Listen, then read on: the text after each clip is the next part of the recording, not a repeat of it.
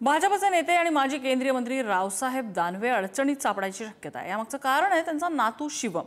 10 कोटीच्या प्रकरणात शिवम याचं नाव आलंय। नेमकं हे प्रकरण काय आणि या प्रकरणाचा दानवेंशी काय संबंध आपण समजून घेऊया। कधी काही विधानांनी तर कधी कृतीमुळे भाजपचे ज्येष्ठ नेते रावसाहेब दानवे चर्चेत असतात।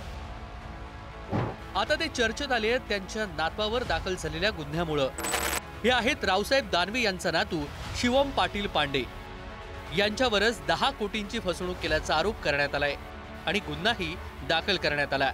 आशा पांडे ह्या रावसाहेब दानवे यांच्या ज्येष्ठ कन्या, शिवम पाटील पांडे हे आशा पांडे यांचे सुपुत्र। आशा पांडे जालना जिल्हा परिषदेच्या माजी सदस्या। शिवम यांचे वडील मुकेश पांडे शासकीय कंत्राटदार। शिवम पाटील पांडे सुद्धा शासकीय कंत्राटदार। शिवम छत्रपती संभाजीनगर आणि जालन्याच्या भोकरदन या ठिकाणी राहतात। शिवम पाटील पांडेवर 10 कोटींची फसवणूक केल्याचा आरोप करत गुन्हा दाखल करण्यात आला। भागीदारीची रक्कम न देताच कंपनीचे शेअर्स परस्पर नावे करून सातपूरमधील उद्योजकाची 10 कोटी रुपयांची फसवणूक केल्याचा आरोप त्यांच्यावर करण्यात आला। आज 27 तारखेला मी सातपूर पोलीस स्टेशनमध्ये गुन्हा दाखल केलेला आहे।